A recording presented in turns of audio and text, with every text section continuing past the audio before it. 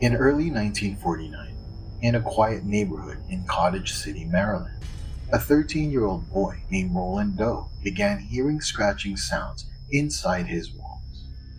The family thought they were rats, until the sound started following him. Objects slid across the table. A framed picture of Christ shook on the wall whenever he entered the room. His mattress trembled violently in the middle of the night, as if something beneath it was alive. His mother, desperate and terrified, turned to their local Lutheran minister who witnessed the shaking himself. He told the family this was beyond psychology. It was a spiritual war. That night would mark the beginning of the most documented exorcism in modern history. And decades later, it would become the inspiration for The Exorcist.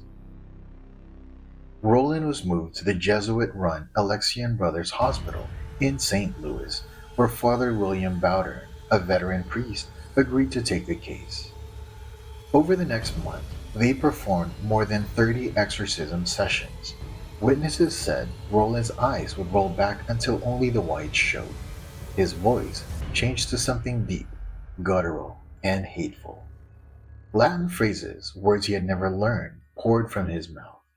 The mattress buckled, his body arched, and red marks appeared on his chest, spelling the word hell. On one night, a priest was slashed across the arm by an unseen force. Another claimed the boy broke free from his restraints with impossible strength.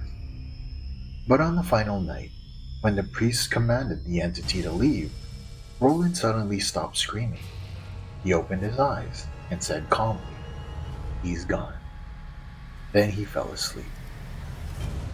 The church documented everything, from the Latin prayers to the scratches that appeared in front of witnesses, but they sealed the files under lock and key, warning that the public couldn't handle what really happened.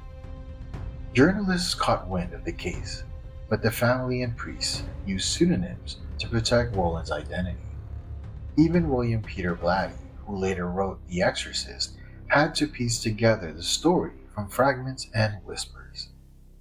For 70 years, the man named Roland Doe remained a ghost in church archives, until 2021, when researchers uncovered what the church never intended to be known. The boy was Ronald Edwin Hunkeler, a man who spent his life building machines for NASA.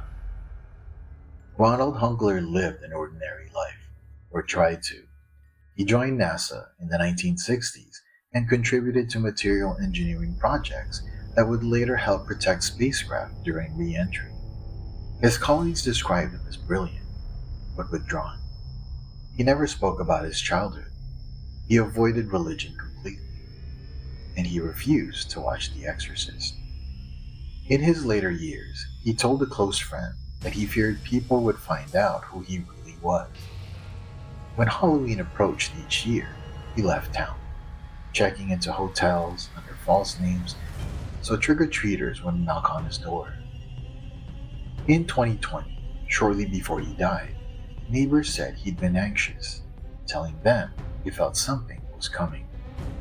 A few weeks later, his identity surfaced in an article that linked the NASA engineer to the 1949 exorcism. His secret had finally followed him home.